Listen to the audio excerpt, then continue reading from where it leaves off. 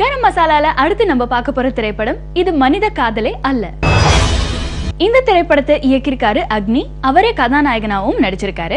இந்த திரைப்படத்தினுடைய கதாநாயகியா தாருஷி நடிச்சிருக்காங்க. கூடவே நாசர், மனோபாலா போன்றவங்க இந்த திரைப்படத்துல நடிச்சிருக்காங்க. கதையினுடைய சுருக்கம் என்னன்னா, தாய் தந்தையை இழந்து தவிக்கக்கூடிய கதாநாயகி தாருஷிக்கு மேல் லோகத்திலிருந்து ஹெல்ப் பண்ணக்கூடிய ஒரு பாய் ஏஞ்சலா வராரு கதையினுடைய கதாநாயகன் அக்னி. ஆனா வந்த இடத்துல ஹெல்ப் பண்ற விஷயத்தை விட்டுட்டு கதாநாயகியை பார்த்த உடனே அந்த ஏஞ்சலுக்கு காதல் ஏற்பட்டுடுது. காதல் வயப்படுறாரு, காதலிக்கவும் செய்யறாரு.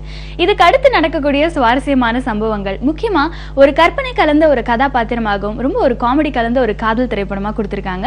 இது மனித காதல் அல்ல. மனோபாலா இந்த திரைப்படத்தினுடைய அனைத்து காட்சிகள்ல வரும்போது ரசிக்கவும் வச்சிருக்காரு, சிரிக்கவும் வச்சிருக்காரு. அவர் தான் இந்த திரைப்படத்துக்கு கொஞ்சம் பக்கபலமா அமைஞ்சிருக்காருன்னு சொல்லலாம். இந்த திரைப்படத்துக்கு ஒளிப்பதிவு பாரதி ராஜன் மற்றும் இசையமைச்சிருக்காரு ஷம். மொத்தத்துல இது மனித காதல் அல்ல திரைப்படத்தை பத்தி சொல்லணும்னா ரொம்பவும் ஒரு கற்பனை கலந்த ஒரு கதாபாத்திரத்தோட, அது மட்டும் இல்லாம கற்பனை கலந்த கதைக்களத்தோடையும் காதலோடையும் சொல்லியிருக்கிற திரைப்படம்னா இந்த திரைப்படம்.